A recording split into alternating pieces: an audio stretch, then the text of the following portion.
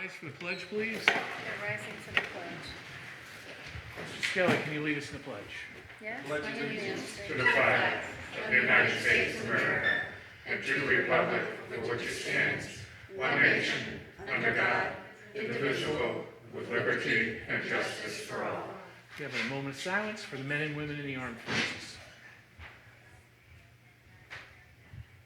Thank you. I'd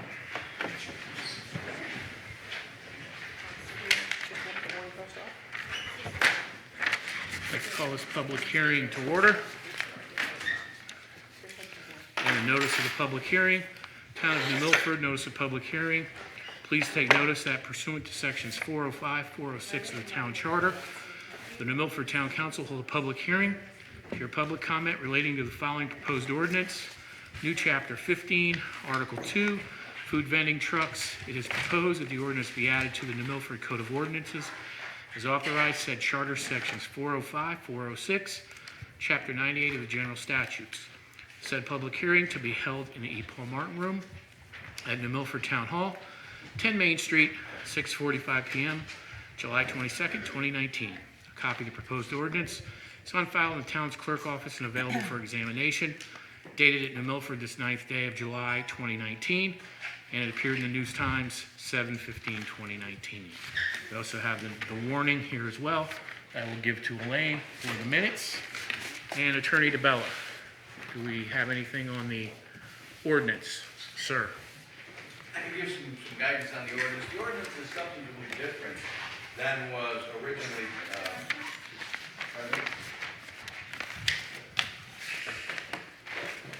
the ordinance is substantively different than what was presented at the original public hearing. Thus, we had to do a new public hearing because the charter reads that if there's a substantive change in anything that's proposed at the public hearing, it has to have another. So the changes that were made were substantive enough such that a new public hearing is required. The ordinance is called the food vendor ordinance, which is for food trucks. And it relates to the use of food trucks or the employment of food trucks on private property. It was promulgated and suggested by our Director of Economic Development, Karen Pollard. She and I worked on it in order to draft it so it would conform with what we believe is the community standard. And at this point, the only differences between the July 8th and now is that there's one truck allowed only per property. There will only be 20 permits issued per month at a fee. And that's going to be, they have to be signed off by the mayor, by the chief of police, by the director of health, and by the fire marshal. And of course, the health director and the fire marshal have to do inspections for safety purposes. The enforcement provisions are pretty straightforward. There can't be any garbage that's permanently used there. You can't leave a garbage can there. The truck has to be removed. It cannot be stored there. And it has to be, of course, mobile, registered in the state of Connecticut or in the state of origin. And any trailer has to be an enclosed in a roof trailer. It can't be a hot dog cart that's trailer. So the reality is that this is going to be kind of limited to a particular type of vehicle. It's going to be limited in space and in time. It has to be at least 250 feet from a premises that serves food or fixed premises, that is brick and mortar premises. And it will be enforced by the New Milford Police Department. With that, I think that's probably substantively the different changes. Thank you, Randy. Can I ask him for clarification? Yep. Attorney Bell, I have just a clarification, Sure. if you would. It came up in the past, the 250 feet from the entry point of the brick and mortar or the property line? It's 250 feet from the corner of the premises in which the brick and mortar store is located. The corner of the That premises, structure? Yes, of the structure that is the brick and mortar. I understand. So if it's one of 15 units, it's the boundaries of that unit. Thank you. Do we have any from public that would like to talk at our public hearing? Do we have anyone? That sign-in sheet was for? Right. Signing sheets for town council. That's what I'm here for. Okay. Should you ask any questions? This is like a general, I'm Ted Zalowski, and I do have a food vendor truck right now. okay? And the way I understand how all this worked is everything was set up in the winter, went out to bid.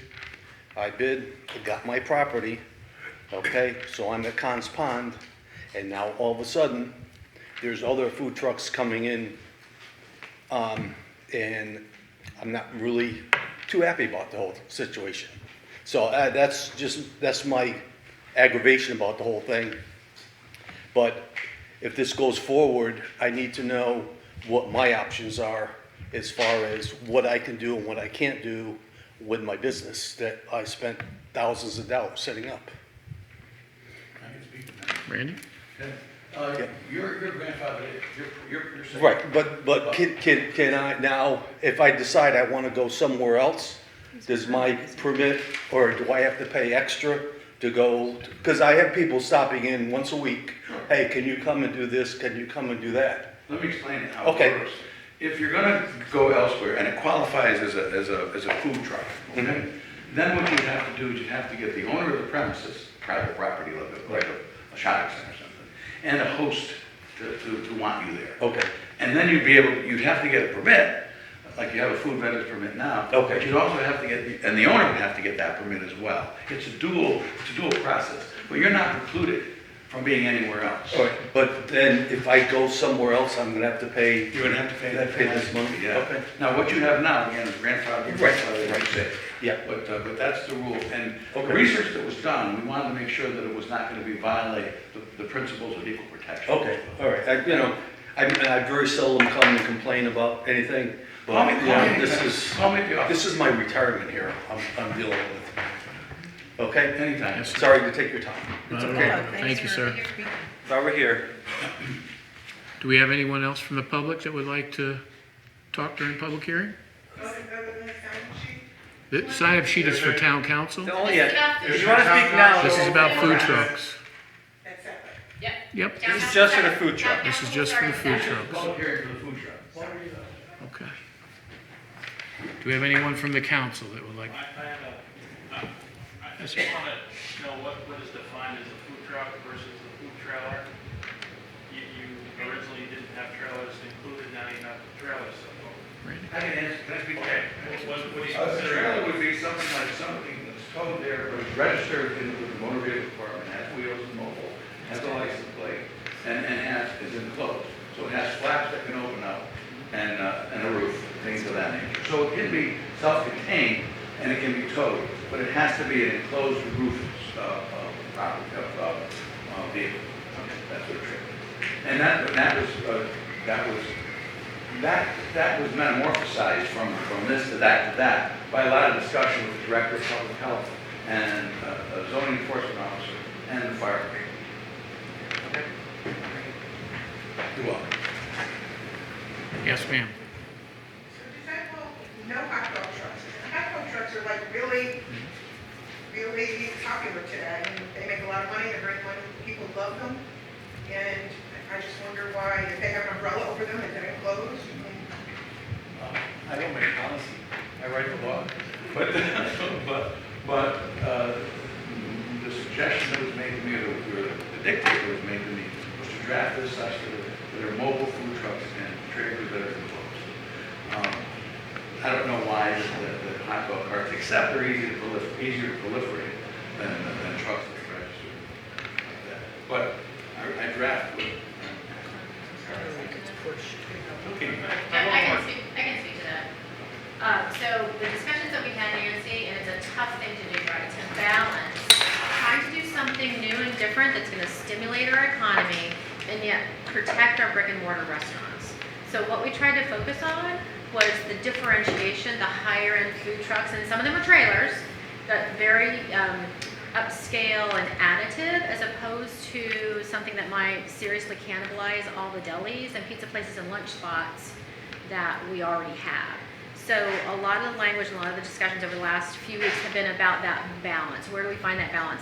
And this is a good starting point. We know it's limited, but we did that on purpose because of the enforcement, because we don't have experience, to just give it a try. So it's a starting point. It's a starting point. I have a comment, Katie? question. I have a question, Attorney Development. By definition, my definition, you could tell me what it means. A hot dog cart, a cart is something that one would push down the street. A trailer is just that, it's trailed behind a vehicle, and I realize they need to be closed, but I'm thinking of a hot dog cart with an umbrella, as was mentioned by Nancy, as the type of thing where you push it up and stop in front of a store. And I don't think we have any of those. But they're not brought by trailer, that's they're moved by trailer. If it's moved by a trailer and it's enclosed, as you just defined, then the food that it sells, whether it's hot dogs or not, isn't important, correct? Right. To answer your question, if I may, Mr. Mayor, to answer your question, is that the hot dog cart, yes, it's pushable with like pretzel carts and things like Yes. that in the city, but it has to get there, and it has to have a license plate to get there. Right. But it's not enclosed, self-contained, and essentially a restaurant on wheels. It's not. Such as Khan's Pond, the Hot dog cart, right. business there, that's enclosed, it's brought there, That's it's right. towed, et cetera. Okay. Any other questions? Can you state your name for the record, please? Yeah, sir? my name's John Arcuri. I own a hot dog trailer, but it's not enclosed. Okay, so that's why I'm here. I want to know how you're defining that. I have to trailer it, it's a 700-pound vehicle, and it is licensed by the state of Connecticut. Does it have a license plate? Yes, it's registered. I pay taxes in New Milford, and I think it should still be added as part of this ordinance. Also, past history, and you said you don't have much experience with it. I have a lot of experience with the food truck business, and I didn't buy a $60,000 to $80,000 to $90,000 vehicle because my overhead would be too high because of where you're planning these to go, are nightly events or part-time events. You're going to find the history of these food trucks are going to come in the first, second, or the third time, and then they're going to leave because they have to pay the fees for the town. They have an expensive overhead. They're not going to make the money that they think they're going to make, and when they don't, they're going to leave. And you're going to have a constant variety and flow of these new food trucks that think they're going to come in and make a lot of money. They don't, and they leave. That's the history with it. Unfortunately, because they have a big nut to pay, they have to bring 3 or 4 people with them. The price of their product is a little bit higher. So the history of what I've seen with food trucks, and most of the time people aren't happy with paying a $9 grinder. So what you're trying to do to help these businesses is going to create havoc with somebody that has a big expensive food truck. The reason that hot dog people buy trailers, because I have zero overhead. If I go down to this place, pay you guys, pay the town, pay my taxes, and make $150 that night, I'm a happy camper. I will never leave that place because that's great. That's a lot of money for one day's pay, for a little bonus for like this gentleman here, retired people or whatever. So I'd like to consider or have that hot dog cart, which to me mine's a trailer, but if I have to design a roof over it to pass the ordinance, I would do that, but it would still be a hot dog trailer that gets parted. Okay. Is it trailer, I mean, it's, the definition you said, it's a trailer does count, it's got the roof over it, Randy? It's trailer is acceptable, it has a roof over it.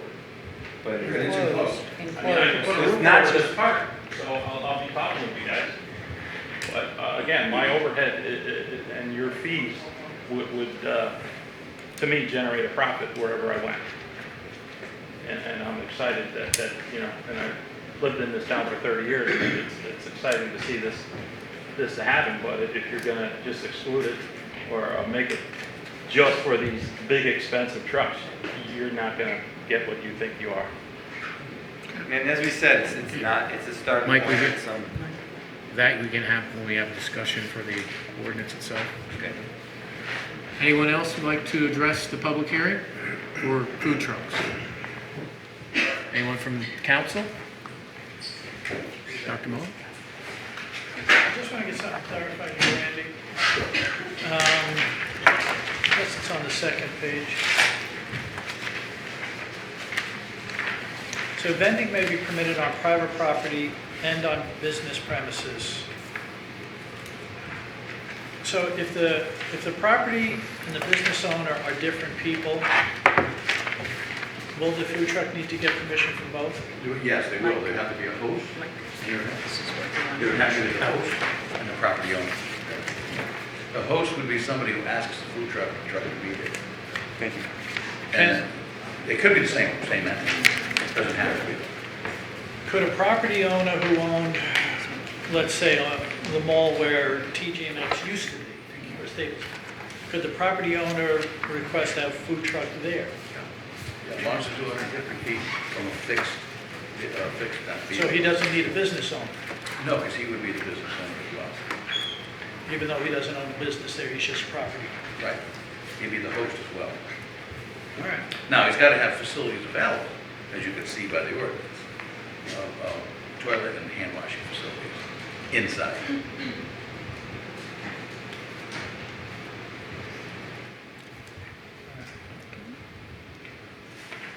Any other questions? Anyone from the public? Yep. I didn't go into it as deeply as I should have, because I didn't know you were going to do this, but Name? Greg Mullen, 39 Meadowood Drive. A couple things I didn't like. I don't like it being at the whim of the mayor. I think that's not appropriate. I think it needs to be written. I don't know if it's changed since I saw the draft, but I think the 250 is a little close. Somebody pointed out if the Oddfellows wanted to have a beer truck or something, they couldn't do it there. They couldn't do fundraisers there. You know, I think as it's written, I think it's overkill. I think it really needs to be changed. And I can't give you ideas right now because I'm not prepared, but I just hope you don't vote on it as is. Thanks. Anyone else? Mr. Winter? You didn't have one, I thought. Hi, Jeff Winter, 22 Maury Road. One thing that I have noticed repeatedly, at least in the media, is that this has been saying this is exactly like what they've done in Ridgefield. Well, this is not exactly like they've done in Ridgefield. Okay, well, I understand that, but that's the perception in the public, Randy. And that was actually stated, I believe, by the Economic Development Director and others, and that's what's in print. In Ridgefield, it was for one specific location, one brewery, and they got to use one truck. And that was it. Now, they grandfathered in 2 additional food trucks that had been parts of their community for quite some time. So I just want to make sure that we're clear on that this is not, that Ridgefield is very different than what's being asked here. And an example that Councilman Mullen just brought up was, okay, let's say someone in the plaza where Bad Dream Brewery is, if they want to have food trucks, are they too close to Wendy's? Are they too close to Villarina? Are they too close to Diner Lux? Does that exclude one brewery from the others, or from another? And I think that we need to explore that before this comes out, because I think what we want to make sure of is that if we're doing this for breweries, that we don't immediately create a situation where it is where we're creating unfair competition. Thank you. Thank you. Lisa? I don't want to, oh wait, were you not done? Only, yeah, I saw your hand up, so I'm done. No, go ahead. I'm done, that's all. Go ahead. I'll wait for you. I'm done. That's okay. I'm done. I want Karen to come up. Oh, I'm that's waiting for fine. you to sit down. Yep, okay.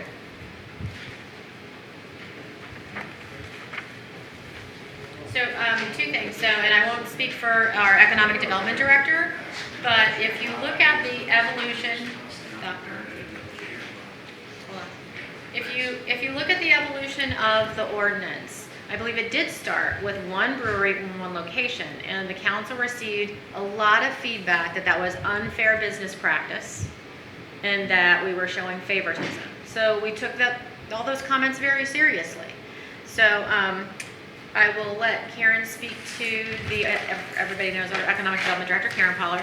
let her speak to the 250 feet issue, specifically with the Staples Plaza. Yes. First of all, I will reiterate that we did start with using Ridgefield's ordinance and then have made multiple changes based on feedback that we've already received. And I think we have a very strong ordinance to talk about tonight.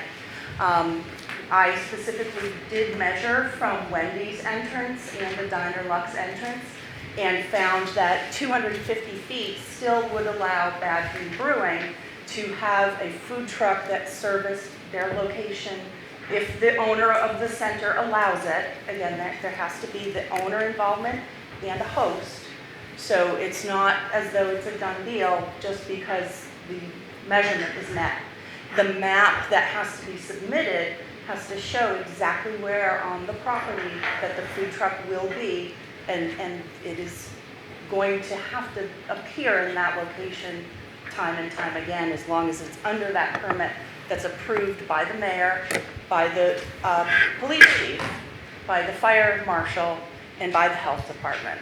So I think, again, we've taken those comments that we've heard and we've combined them into this ordinance rather thoughtfully and thoroughly, hoping to do what's right for the community.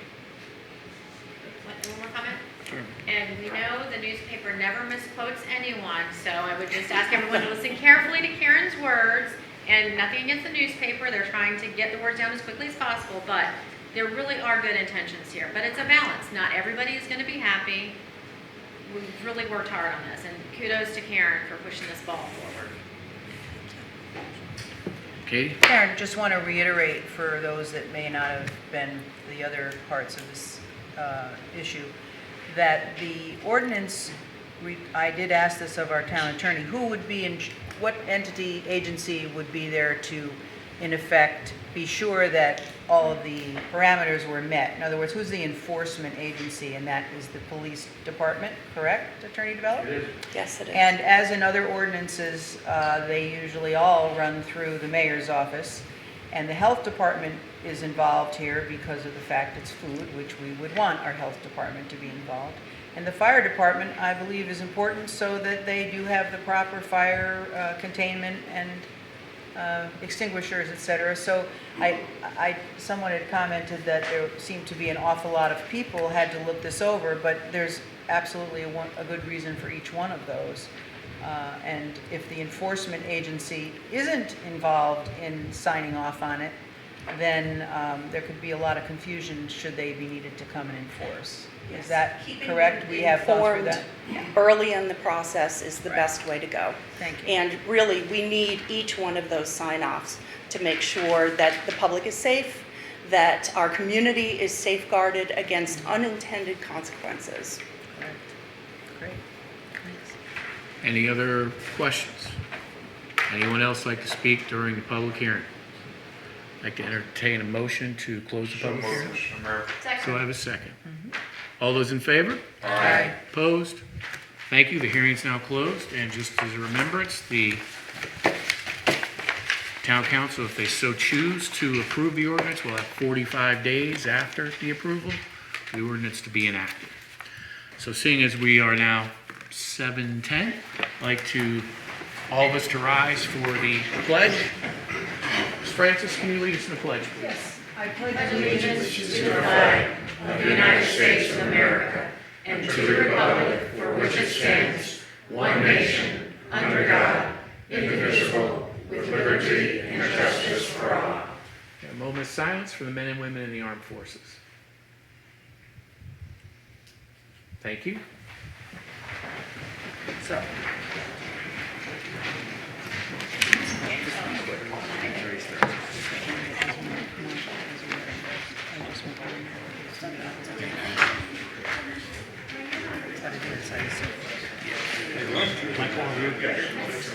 Survive the winter?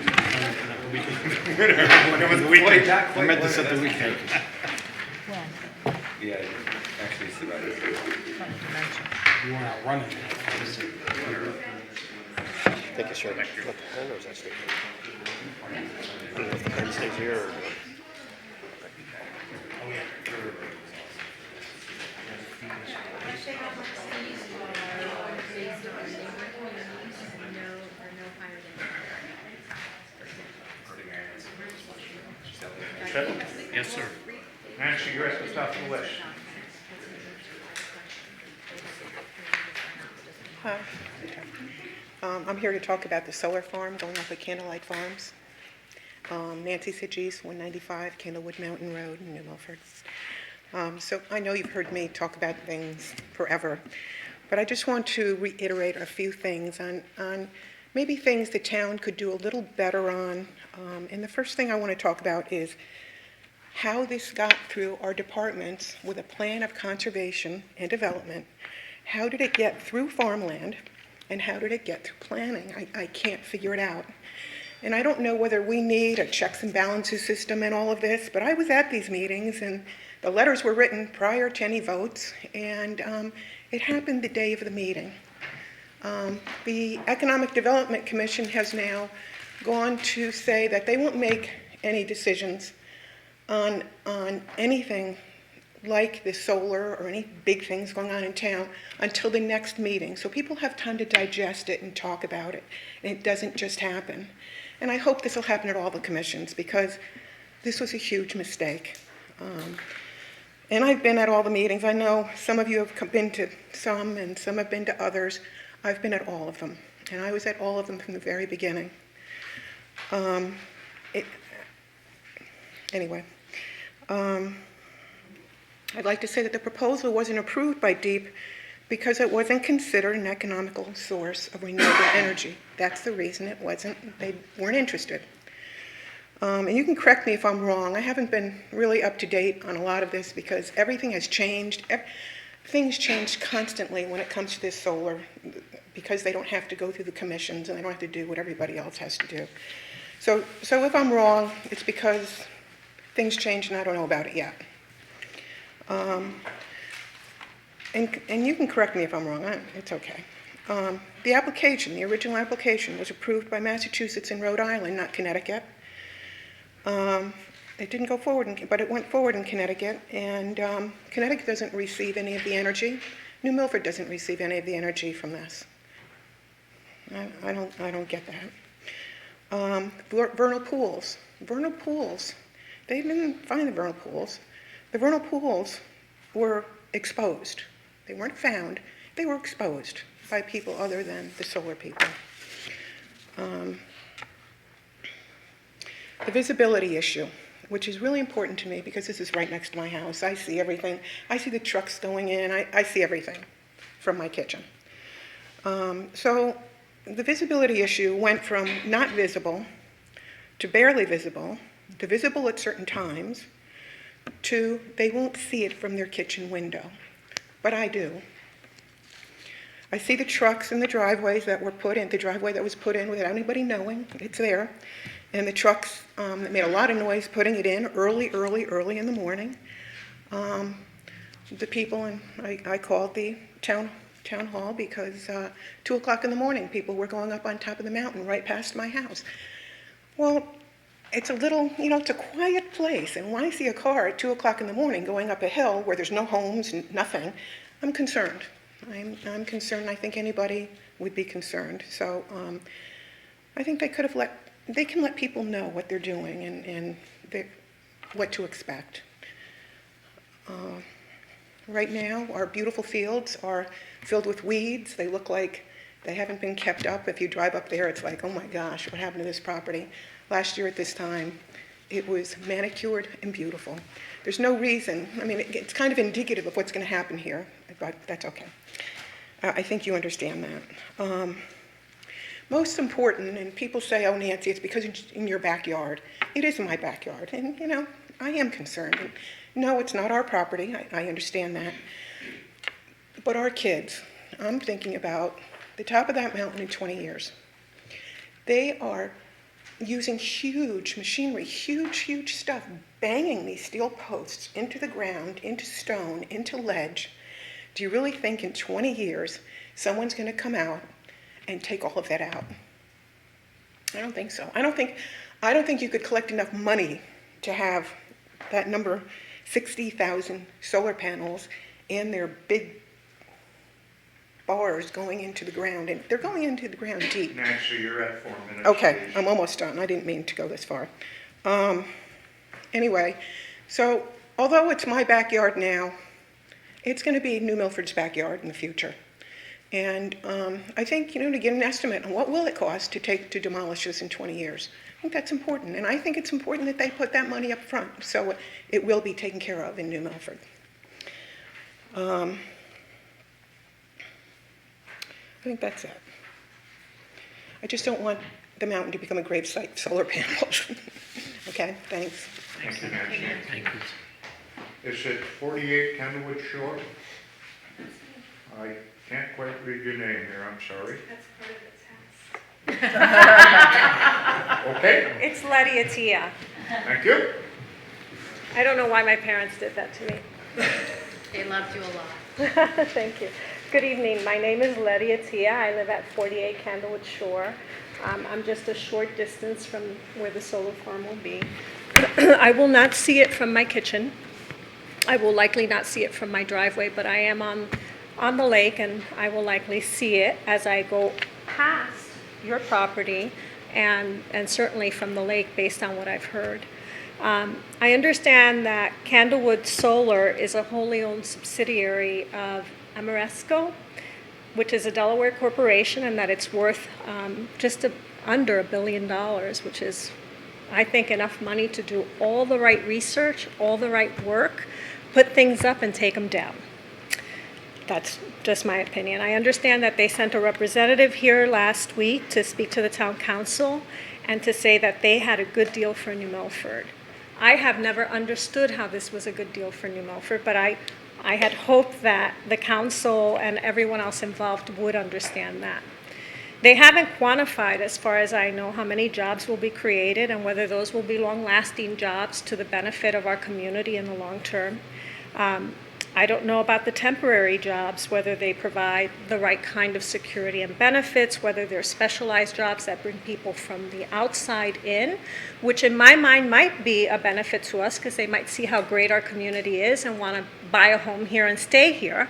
And so to some extent that's a benefit, but I don't know that that's actually the way it's happening.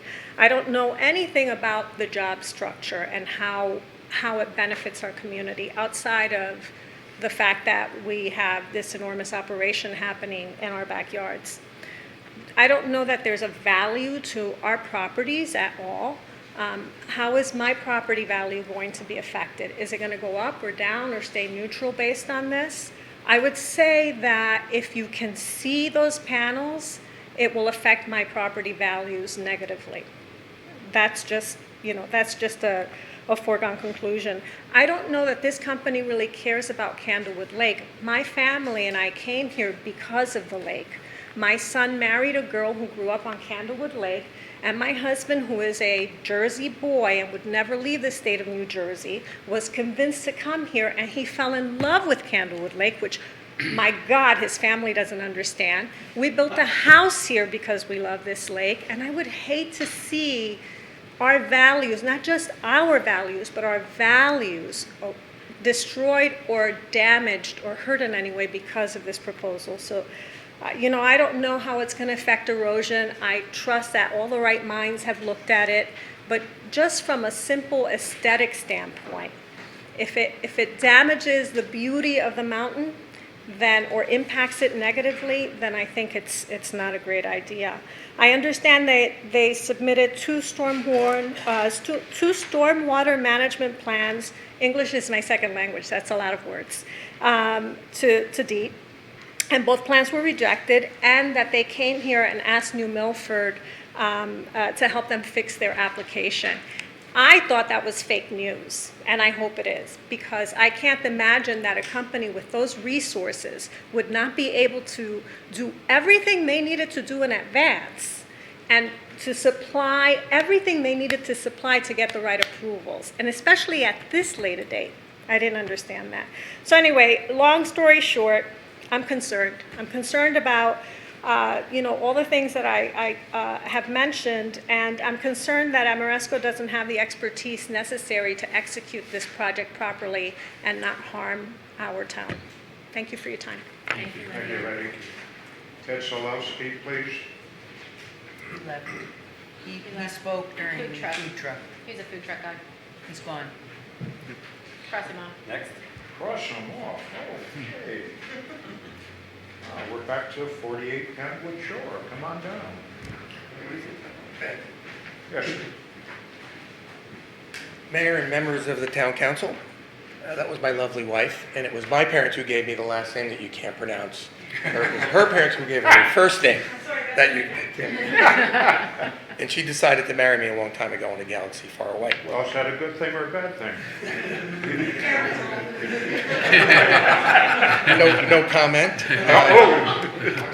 And my attorney is right here to back me up on that. My name is Micah T. I live at 48 Candlewood Shore in Milford. My home is on Candlewood Lake and will be just a short distance from the proposed solar farm. I attended the Connecticut's Siting Committee meeting where they approved the developer's request to waive critical environmental assessments required by law. In addition, at a meeting of the New Milford Town Council way back in early 2017, the council approved the pilot project related to the solar farm. We've heard the facts, some of the facts Nancy mentioned, my wife mentioned, clear cutting 60 acres of trees, 15,000 of them, and replace them with, I thought 6,000 solar panels. I don't know if it's 60,000, but it's a lot, as you know. With all the resulting benefits flowing right out of the state of Connecticut up to Massachusetts, the member of the, home of the Red Sox, and I really hate the Red Sox. So here's my point.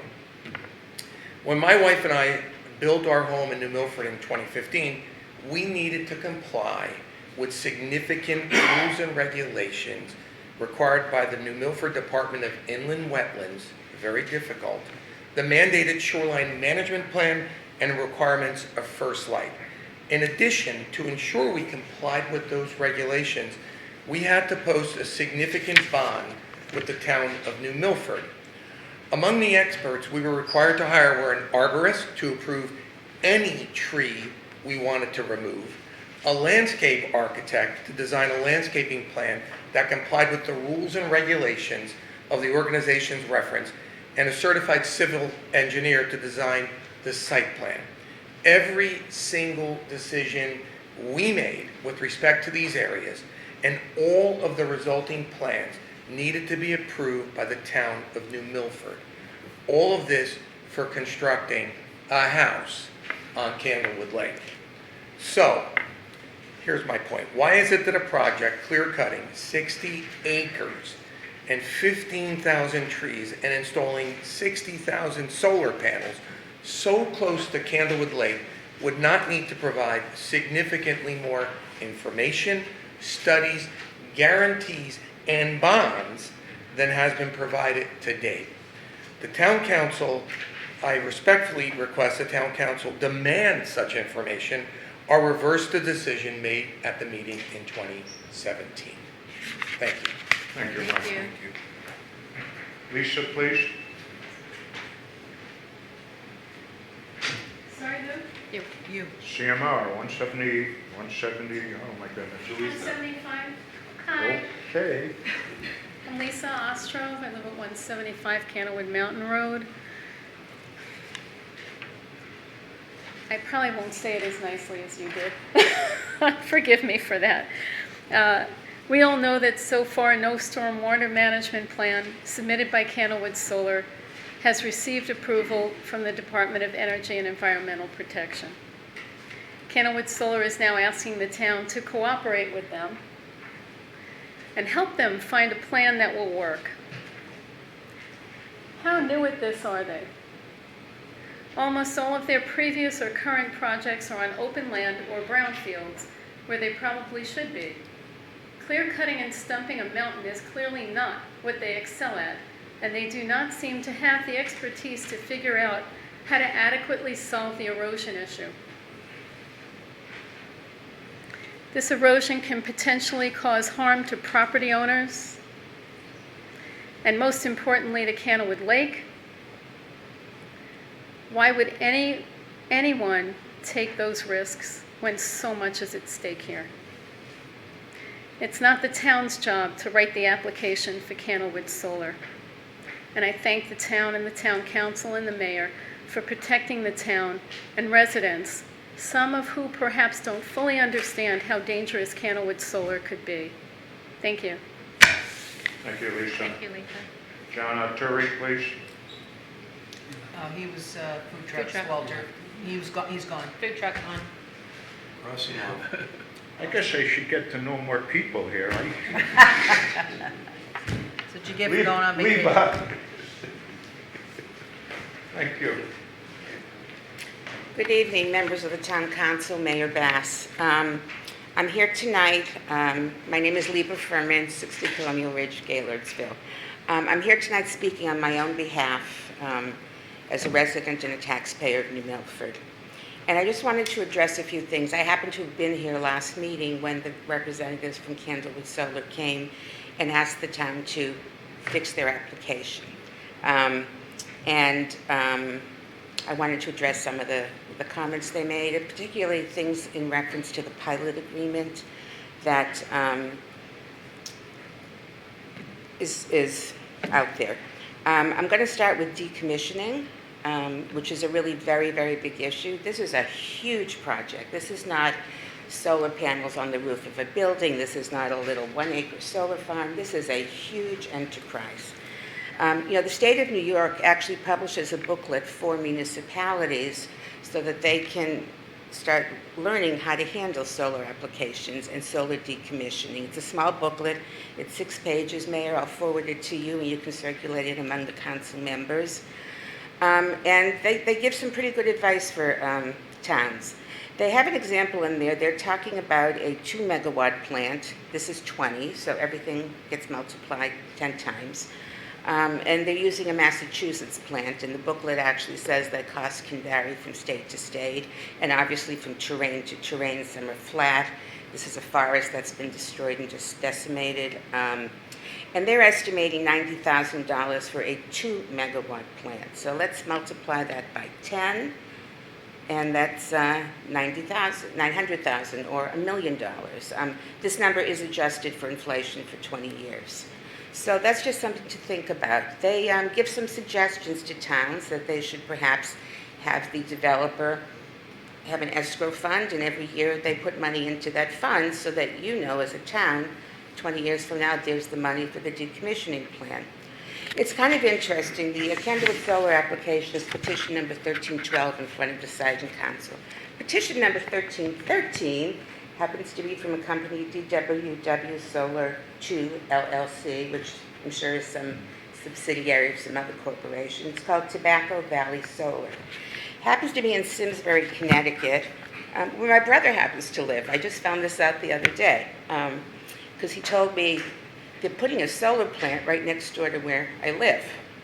He's in a large complex in an independent housing unit, and he's now at the forest and the woods. He's being surrounded. So I'm going to actually take a ride out there this week, and I'll come back and tell you what the construction looks like and sounds like. But anyway, that plant actually has a decommissioning plan.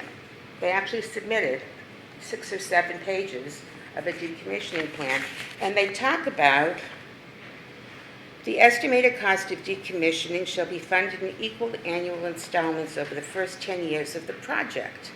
And after 15 years of the project, they're going to go back and re-look at the cost of decommissioning and then see if they have to add any more money in there. That's just one example. Other examples would be posting surety bonds, letters of credit, et cetera, et cetera. So I just found that interesting, wanted to pass it on. So let's talk about taxes, because the big thing that they were talking about was the $2.7 million the town would receive in taxes. Well, the estimate that's out there is about $40 million to construct this plant. There's actually numbers for other plants that I've seen, 35, 40, so that's pretty close to the ballpark. So if they were to pay full taxes, the full mill rate, that'd be about, $780,000 a year, $790,000. I'm not great with mill rates and stuff, but that's a lot of money a year. The pilot for 20 years gives us $2.7 million. Another interesting thing I found is that something called the purchase power agreement that they have to sign. Tom, you probably know more than I do about this stuff. Wait, so they had. So if I could ask a question, so 2.7 over 20 is how much annually versus the annual Well, I know the 780? first payment was. Where's my little sheet? The first payment, year one, was 75,000, and then by year 20, because it escalates, would be 200,000. Thank you. This purchase power agreement with Eversource, a Massachusetts-based company, Unitel, a Massachusetts-based company, and I can't remember the third company, but they were companies all put together.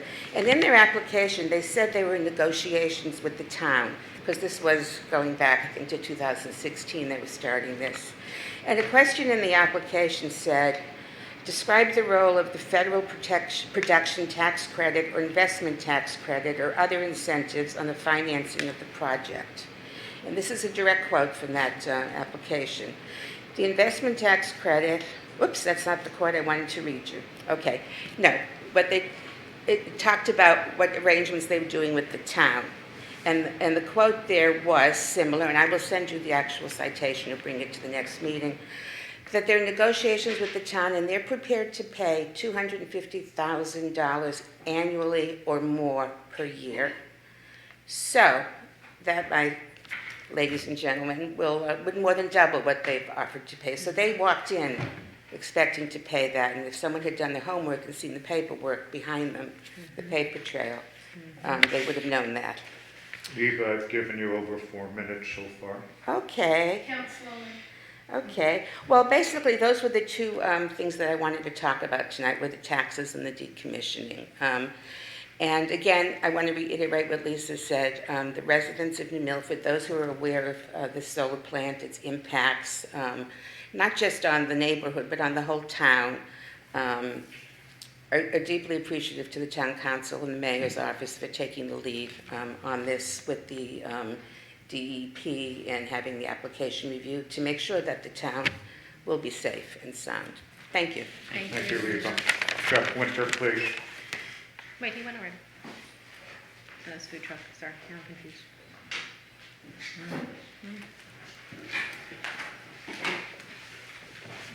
Hi, Jeff, excuse me, Jeff Winter, Maury Road. I apologize for my voice this evening. I'm here to ask you to do some careful consideration regarding the second phase of the Riverfront Revitalization Committee. Riverfront revitalization is a very serious and important issue, and one that needs to be taken very seriously. This committee, though, in its current and previous state, has really not done that. They have repeatedly held meetings in secret. They have repeatedly not reported on those meetings. They have not published their agendas properly, and that is holding a meeting in secret. In fact, not only were they not reported properly, they weren't reported until a Freedom of Information Act request was filed months later. It's not important, for instance, that minutes be filed right away. No one has a problem with that. When it's 6 months late, that's a problem. When agendas are filed 6 months late, that's a real problem. And when neither is filed, that meeting is held completely in the dark. The chairman of this committee knows all too well what those rules are, and yet it was like pulling teeth to get those things filed with the town clerk. How are the people of this town supposed to have full confidence that the way this committee is made up right now is actually going to function properly when it clearly has not functioned properly in the past? This committee even filed to take part as a town agency and on behalf of the town and actually even as part of the Economic Development, I believe, Corporation, and on behalf of the mayor's office for what was held as the greatest of all town days. And that was filed with the Park and Rec Commission.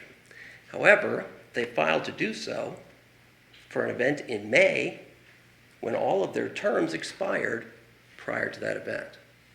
So not only were none of the members actually functioning as members of this government, but they were taking on responsibilities that they did not have. So I guess part of me is very curious to find out, did the town cover any expenses for this committee that was, or commission that was no longer valid? Do we have any assurance that they will be transparent? I mean, they even have money for someone to take their minutes and file their agendas, but they don't do it. Why is that? I thought that you ran on transparency. And this is blatantly non-transparent. This, of course, as you know, is not the only committee that even members of this town council are on that has failed repeatedly to file agendas and to file minutes. And when that happens, you are holding meetings in the dark. So before I think that this committee gets voted on, I think it should be considered as to whether or not the membership should change, and it should change for people that have a serious bent for riverfront revitalization. Not just holding festivals, but real revitalization to help the economy of this town and the people of this town. Thank you. Thank you, Jeff. Chris Cosgrove, please. Chris Cosgrove, 143 Sunny Valley Road. Good evening, Mr. Mayor and Town Council. A couple things I'd like to give you feedback on. One is the security changes at Lindeming Park. I think we've got enough into the season now where we can safely say that these upgrades have really done their job. I think the difference at Lindeming between this year and last year have been tremendous. And so I'd like to thank the mayor for getting involved during the fiascos of last year, personally at the park, working and finding ways to solve this and figuring out how to fund them as well.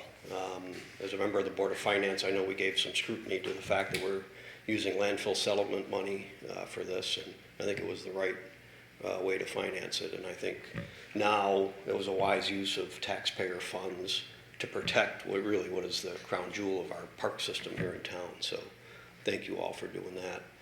And the other thing I wanted to give some feedback on is the community policing program that's been happening.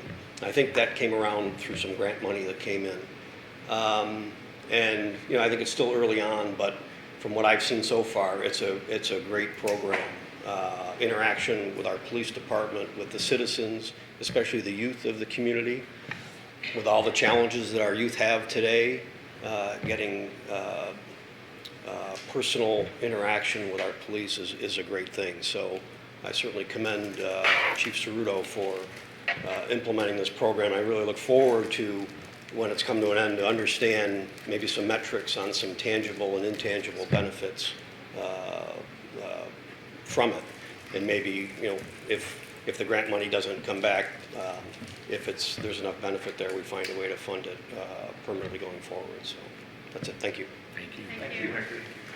That's the end of the list, Mr. Mayor. Thank you. Next, mayor's comments. I'll be pretty brief. First, I'd like to congratulate our 16U baseball program. They're state champions. So congratulations to the coaches, the players, and the team for a great job. I'd also like to congratulate our 12U Cyclones, who are runners-up in the Cal Ripken Regional Tournament.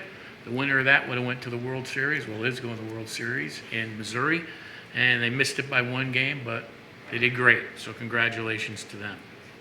Also, for those that haven't seen, Water Witch got their hook and ladder truck, and it's beautiful, so I'd like to thank, obviously, the grant funding, FEMA grant that we received, also the Town Council and Board of Finance for them allowing for us to use funding to completely pay for this hook and ladder, and I think it's something that's already been used already. So I think that's wonderful.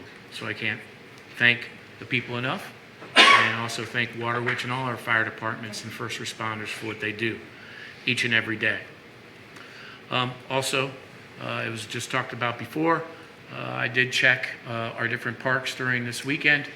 In Lindeming, a lot of the residents, as I was walking the beach, were very happy with the new security enhancements that we have there. And just wanted to bring that back to the council and let them know that they're happy. I did get some concerned residents over the weekend that were talking about the additional littering on some of our roadway systems, off our roadway systems and to our rivers. So I will be meeting with Eversource this week, as well as our New Milford Police Department, DEEP, and we're going to come up with a solution to help with this that could result in a safety issue as well as harm our environment. So we're going to do what we can do to kind of mitigate that problem. Also would like to thank the McCarthy Observatory. They had an Apollo 50th celebration. Went down, it was pretty amazing, and one of the most amazing things was they chalked out the actual size of the rocket that lifted the Apollo in the school parking lot, and it was big, let me tell you. And I'd like to just thank them. They have moon rocks that you could go and look in a microscope that the hospital gave to the observatory, and just what a true asset we have in the town is an observatory like that, so I thought it was great. And lastly, just can't thank all the volunteers enough for what they do each and every day, and also all the new events and events that we do have going on in the green and everywhere. I'm hearing from our constituency that they're excited about that, and the wonderful assets that we have, whether you're walking, in our walks or in our beautiful lakes, or just walking downtown and enjoying the block party that we just had on Friday and the movies at night. Just wonderful to see, and it just makes our town such a blessed town. And I can't thank volunteers enough. So that being said, I'd like to move on next, Katie, to... I'd like to move to add an item to the agenda. Item would be 5D, to include a temporary committee for recycling. I have a second? Second. Any discussion to adding this on the agenda? All in favor? Aye. Opposed? Thank you. Thank you. Our consent agenda, I move to approve all items on the consent agenda, which would be 4A, prior minutes, 4B, the donation of $500 from the Women's Club of Greater New Milford for the Parks and Recreation. Second. Any discussion on the consent agenda? All those in favor? Aye. Opposed? Thank you. Item 5A, moved for the creation of the Old Boardman Bridge Committee, a temporary committee. Second. Dr. Moon? What's the purpose of this committee? Katie? I'm sorry, say it again? What's the purpose of this committee? The committee, this is the Old Boardman Bridge Committee that we've had, but we're turning it, this will be Committee 2, temporary. So it's trying to provide funding sources. Oh, you mean for what's the Boardman whole Bridge? purpose of the What's the committee? purpose of Oh, I'm the sorry, I committee? thought you meant the timing of, oh. The purpose was to investigate, well, I'm on it, I can tell you. To investigate options for rehabilitation so the bridge could be used in some manner, never to travel, of course, with cars, but to be made so that you could travel, walk across it to go over towards Sega Meadow from the parking lot, be used for wedding pictures, such as people do on the Lover's Leap Bridge.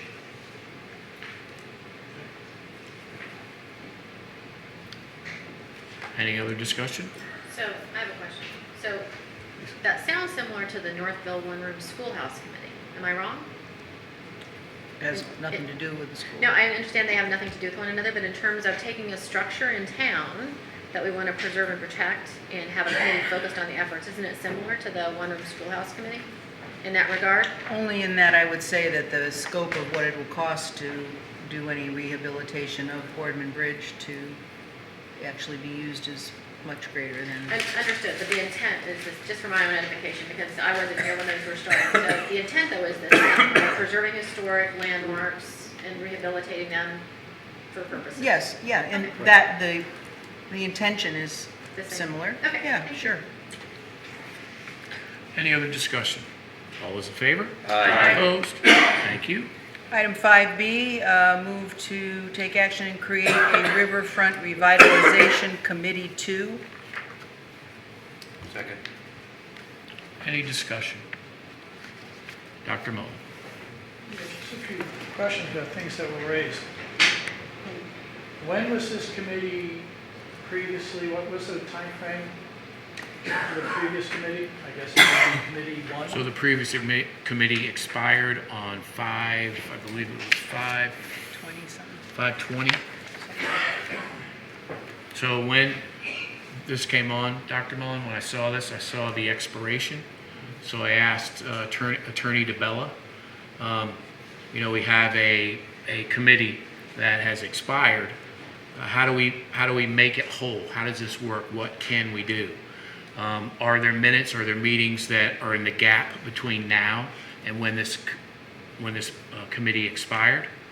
And if so, how can we make it whole? So Attorney DeBella advised me that what can happen is when this committee gets reappointed, what they can do is go through the old minutes, make motions to the motions that they made before, approve them, and then we're whole. Am I correct, Attorney DeBella? Yeah, they'd have to discuss it to it. Yep. Motion in the normal course, just like the de novo. Perfect. So did they hold meetings between May 20th and now? Lee? No, we do not. Okay. Well, another issue was raised. Do they have money for a recording secretary? No, Not as of yet. I don't think so right now. We'd have to approve that, don't we? We'd have to approve that. So the previous committee had no money for a recording secretary? They did. They did? We gave them, I want to say the first iteration did.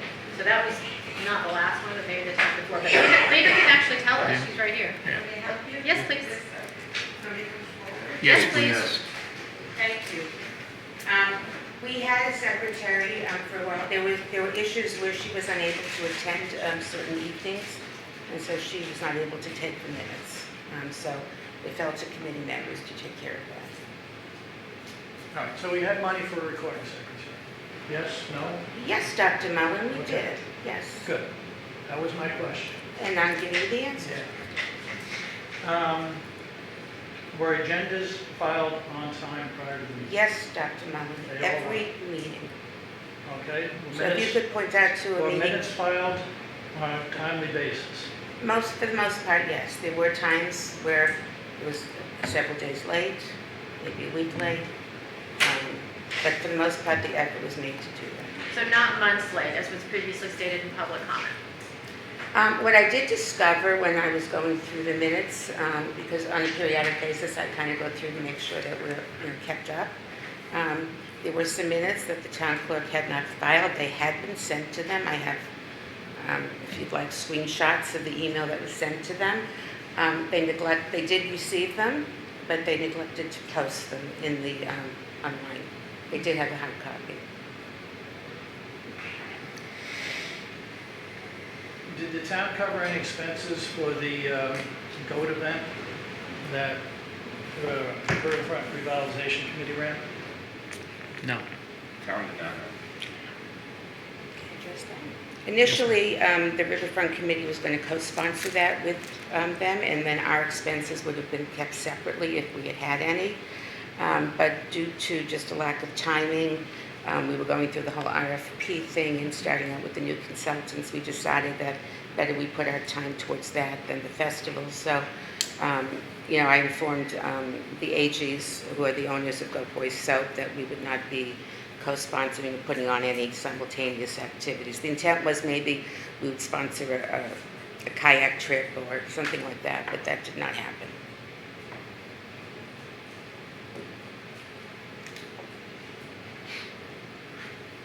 Any other discussion? I just have one quick question.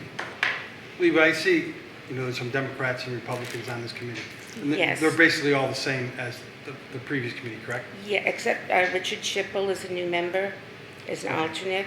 Mr. Wargo, yourself. and- Correct. People of high standards and character, correct? I You agree believe with so, me? sir, All right. yes. So there was no meetings done in secret, undercover, or anything like that? Not that's that I been know discussed? of. I just want to make it clear, some of these people I know personally, and it seems like some character, whatever, secret meetings are going on and stuff. That doesn't happen, correct? No. Thank you. No, I mean, there may be some confusion in some people's mind because there's a Riverfront Revitalization Committee, and then there's the Bar Grant Steering Committee. And as you know, you appointed the Bar Grant Steering Committee to conform with the state's requirement to have such a committee for the grant that we received. So, you know, the agendas were posted separately Right. for each of those committees, but no, there were no secret meetings that I know of. And all these people are volunteers, taking Correct. time out of their day to do this, Correct. correct? Thank you. So are you, so in that gap, since May to now, are you saying, well, first of all, back up. Bar Grant Steering Committee, same people as on the riverfront? Correct, the town Because- council, because those people had started working on the project, and the council felt it best to have the same people continue. Gotcha, okay, so in that gap between the riverfront committee expiring and today, the Bar Grant Steering Committee was still in full force and effect and Exactly. meeting. Yes, ma'am. So that might be causing the confusion. Might. Okay, I get what you're saying. Got it. Thank you. Any other discussion on the motion? All those in favor? Aye. Opposed? Uh, Abstentions? Thank you. And the additional item that's added is the recycling committee, Thank you. Thank you. David. which would be a temporary committee also. It's just renaming, re-upping the same people that are on that Would committee. you like to know the? Yes, could you read the names? Yes, please? because it's not on our agenda. Catherine Francis, Jay Lewin, Frank Wargo, Barbara Wolf, and we have a vacancy. And our vacancy. Any other discussion? Dr. Mullen? What's the purpose of this committee?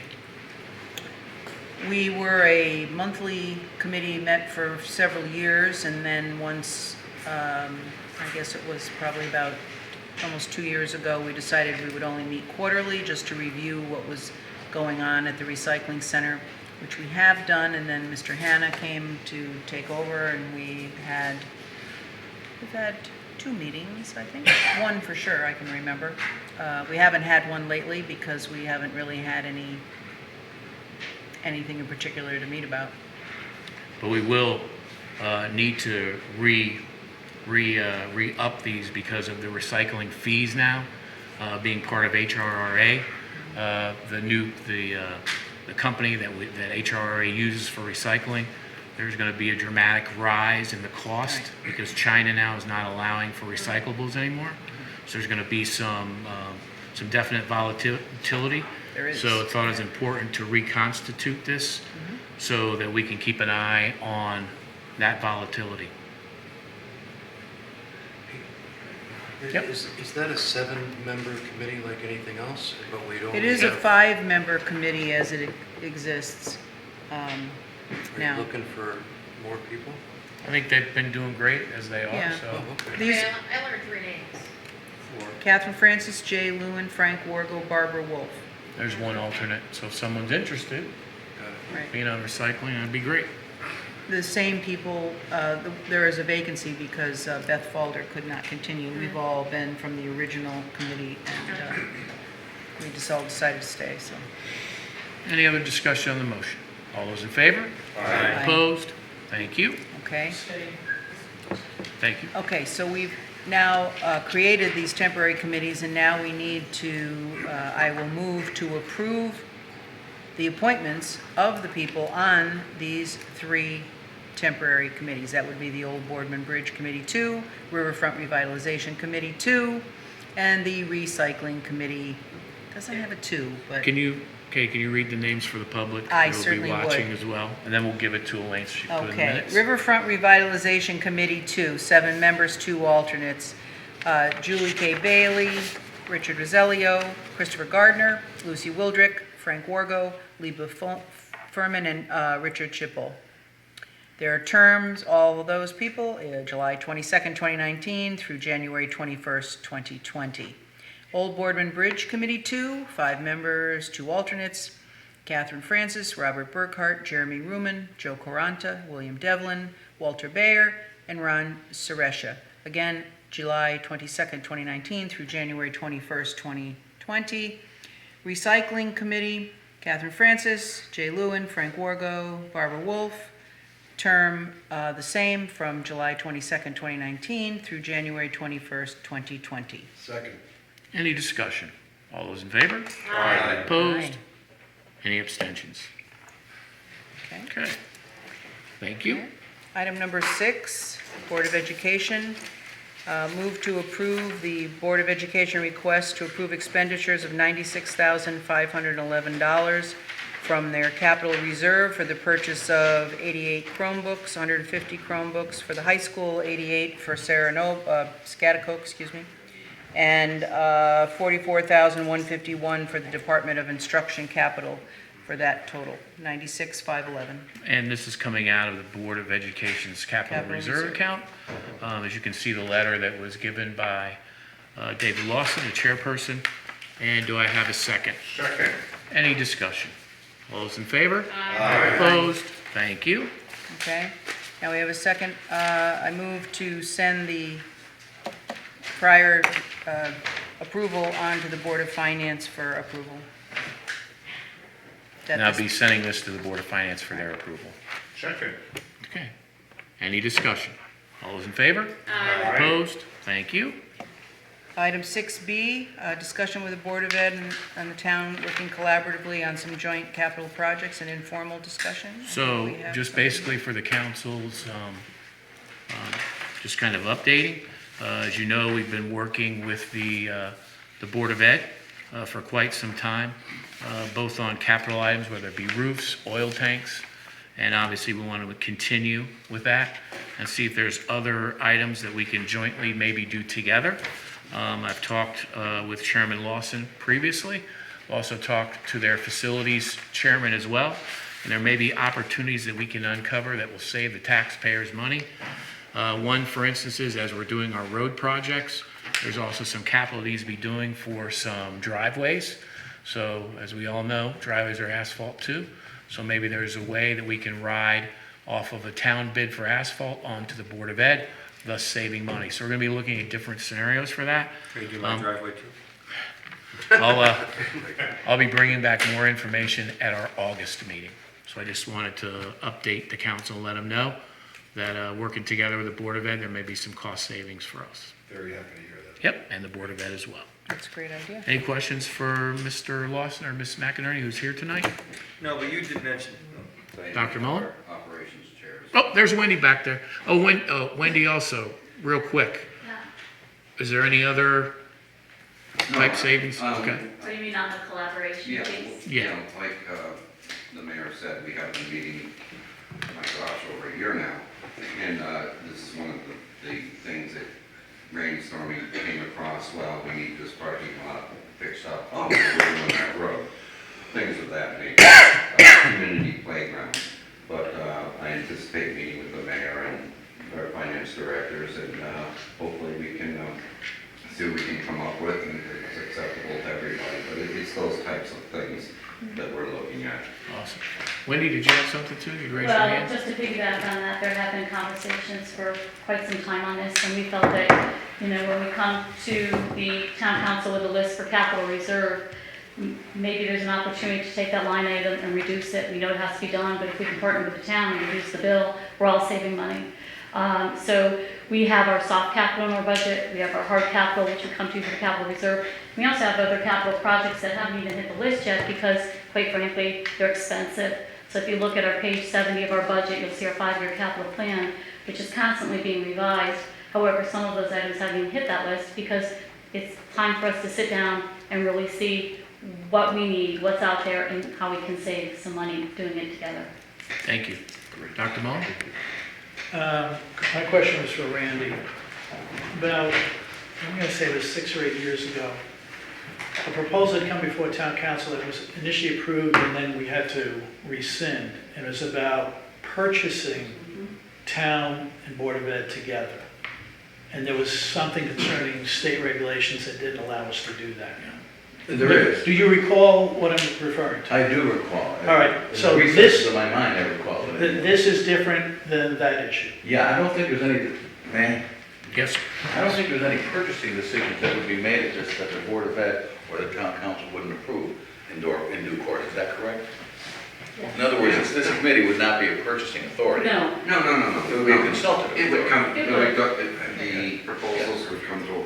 Then there'd be no violation of state respective of town state and statutes. the Board of Finance. And And what Dr. Mullen was referring to, because some of us have been around, is the ordinance that we are exploring about just that, the purchasing. Yeah, I think I vetoed that, didn't I? You did. Yeah. Well, I'm you sorry. approved it first and then you Yeah. vetoed it. I approved it and vetoed it. Yeah. It was withdrawn quickly, Dr. Mullen, so. Because let's Dr. just Mullen- Your say- definition of quickly is different than my definition of Yes, quickly. but that's different, Randy. This is more of a teaming up of ideas, of identifying what the projects are, identifying to the public and to all of us what the larger items are, and if there's a way to save money, to take a look at how we do that, and also take a look at some of these projects, such as asphalt, for example, at, some of the schools in which we talked about doing parking lots, and there's not the funds to do that, so it's not the direct, we wouldn't be the purchasing authority.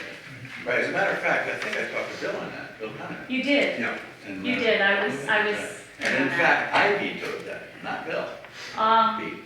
I'm- No, as a matter of fact, Dr. Mullen changed it, and then we both vetoed it.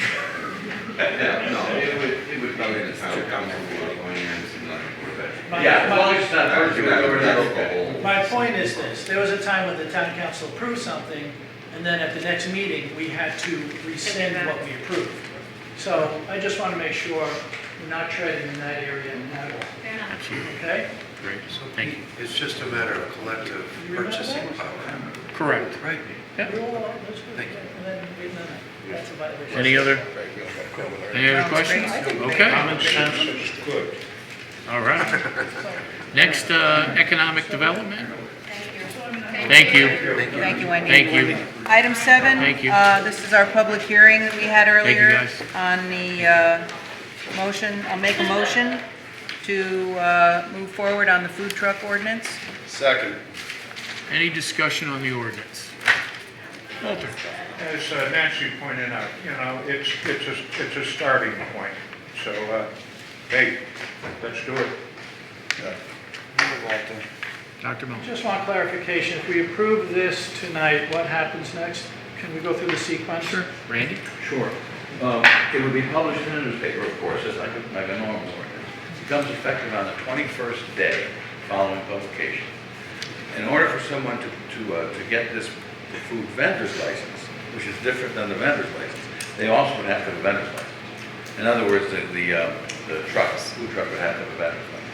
But the food vendor's license, the additional one that's covered by this ordinance, has to be by the property owner.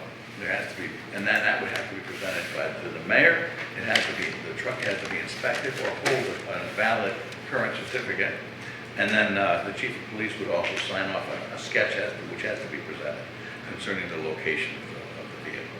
And that's the process that will be followed. Wait, can I interrupt? Yeah, the fire marshal.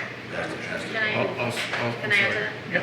So in that approved from the health department, it's of note, because this has been a discussion point, that the health department has a pre-inspection and a post-inspection. So lots of safeguards. Yeah. That's required by the public health code. I have Yep. no jurisdiction over the Right. public health. But In any Dr. restaurant. Mullen was asking about the process, I just want to make sure Right. that's clear to It everyone. has to go through the health department. Yep. So, but that's nothing you can legislate. And also Randy, for edification for everyone, the host, right? So that's the property owner. Property owner or the business that hosts. Correct. And the property owner. Correct. Has to be, their zoning and everything else has to be up to date? Yeah, they cannot be in safeguards you put in violation of place? Any regulation. Yep. Health code, zoning, inland wetlands, building, or life. Taxes, safety code. absolutely. Taxes have to be paid. Yep. And because the fact is that it's really a grace of the town that they're getting this license, which is not as a matter of right. Okay, so the motion is, Oh, yeah, I think there's more questions. I'm sorry, Peter, I didn't see your hand. Go right ahead.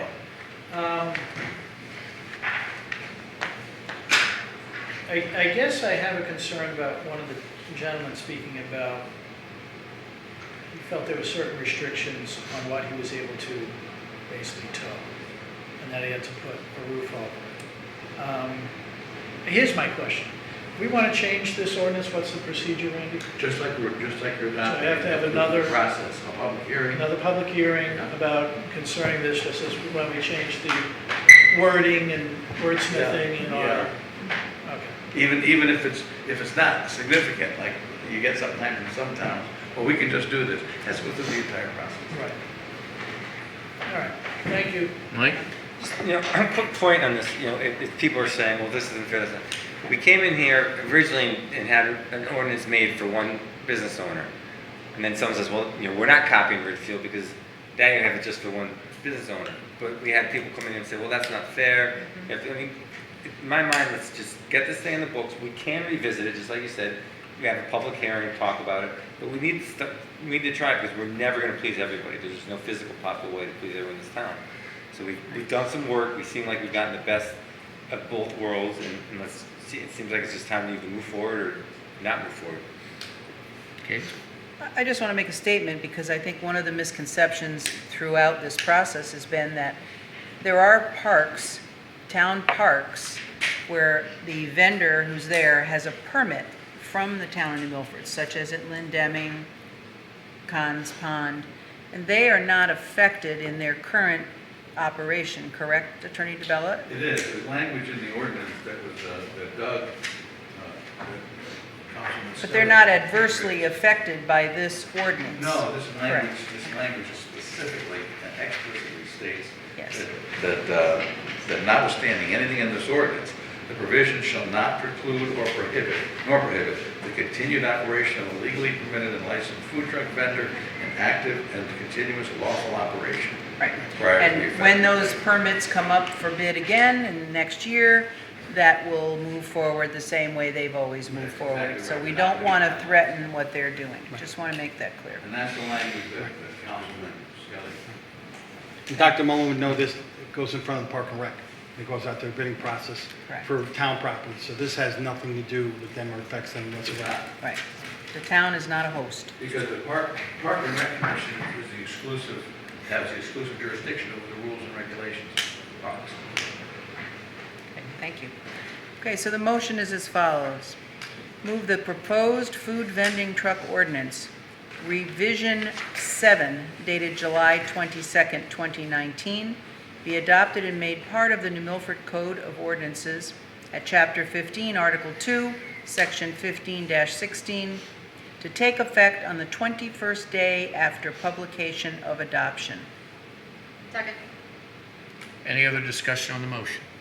I have one question. Attorney DeBella, sorry to keep exercising you here. When this is passed now, when we vote on this, I realize it takes effect in 21 days.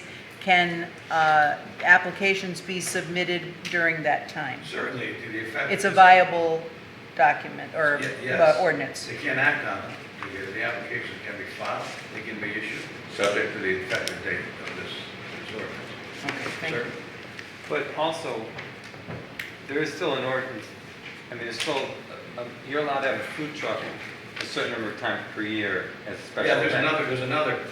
So if they wanted to have a food truck next weekend, even, it's in that, they could apply for a special event, that food truck would be there next weekend, and then start the process down the They road. can use one of their four, I believe, four grace Yes. times. 4 per year. Right. So they, in effect. Nobody's gonna get hurt by that. So within this 21 days, they can get their inspections, they can get everything done. So on the 22nd day, the hammer comes down, they could be in that parking lot. So Sure. But they can be in that part ahead of time, they use one of the. if they use one of the days, but I'm just saying, so it doesn't preclude them from having their inspections, getting sign-offs as per the day. In anticipation, absolutely. All of that can be done. Not to cloud the waters, but for those that are watching tonight on TV, you have the special provision. That doesn't grandfather you in to the provisions of this new ordinance. You gotta do Right. both. You're gonna do, That's right. right, exactly. Okay, so is everybody, All right. Any other discussion on the motion? All those in favor? Aye. Opposed? Any abstention? Thank you.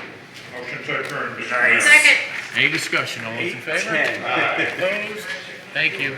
Thank you, everybody.